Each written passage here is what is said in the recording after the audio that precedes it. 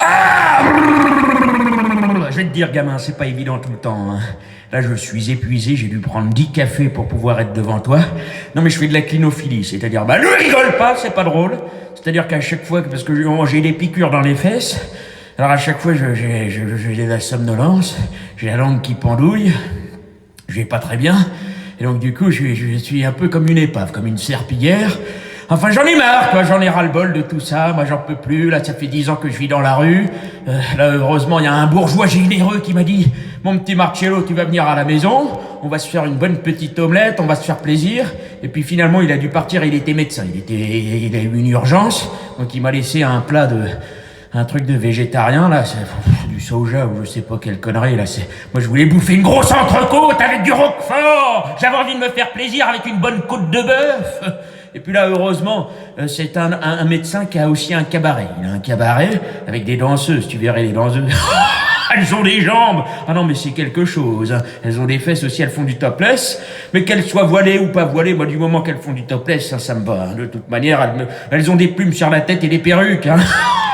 Je vais te dire, oui, alors il y en a une qui est un petit peu spéciale, hein. Elle a une banane entre les jambes. Je crois qu'elle nous fait un numéro de travesti. Enfin voilà, je me lance dans une nouvelle carrière. Je crois que je suis le videur d'une boîte de nuit. Là, on m'a proposé de venir. Oui, on m'a proposé de devenir le videur d'une boîte de nuit. Faut que je contrôle un petit peu les gamins là pour faire en sorte qu'ils prennent pas des extasies. Si jamais il y en a un qui prend un ecstasy, je lui explose la tronche. Hein, parce que là, faut arrêter la connerie. Hein. Faut arrêter la fumette en conduisant. Hein. Moi, j'ai mon chien Popeye.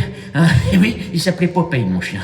Comme dans un film, parce que forcément j'étais fan du film où le chien, je sais plus qui c'est qui s'appelait Popeye, mais il y avait quelqu'un qui s'appelait Popeye, c'était formidable. Et mon chien qui s'appelait Popeye, il a traversé la rue, il y a un jeune qui fumait un pétard, il lui a roulé sur la patte, sur les deux pattes, sur les quatre pattes, il est mort le Popeye, il est mort, il était à plat. Il me l'a ramené, il y avait plus de tête, il y avait plus rien. C'était affreux, j'ai vomi, j'ai dégueulé, j'ai gerbé. Ah non mais c'était une horreur. Et moi j'en peux plus de cette situation où tout le monde s'engueule. Hein. J'ai entendu l'autre jour, il y avait Nicolas Sarkozy qui passait dans la rue, il y a une femme qui le traite de connard. Mais madame, il faut être éduqué un petit peu, Nicolas Sarkozy, il est très gentil, François Hollande, ils sont très gentils. Moi j'étais dans la rue, un jour ils sont venus, ils m'ont donné une bonne petite pièce, un billet de 500 €. T'imagines un petit peu, je suis allé me faire un gueule. Je suis allé à la Tour Eiffel, au Jules Verne. Je me suis fait un gueuleton avec les deux présidents. Ah, c'était quelque chose d'extraordinaire. Faut arrêter de tirer la tronche, hein. Faut arrêter de s'engueuler tout le temps. Faut réunir la gauche et la droite. Il a raison, le petit, là. Hein, le Emmanuel Macron. Mais oui, le gamin, il a raison. Faut l'écouter, hein. Faut arrêter d'être con, hein.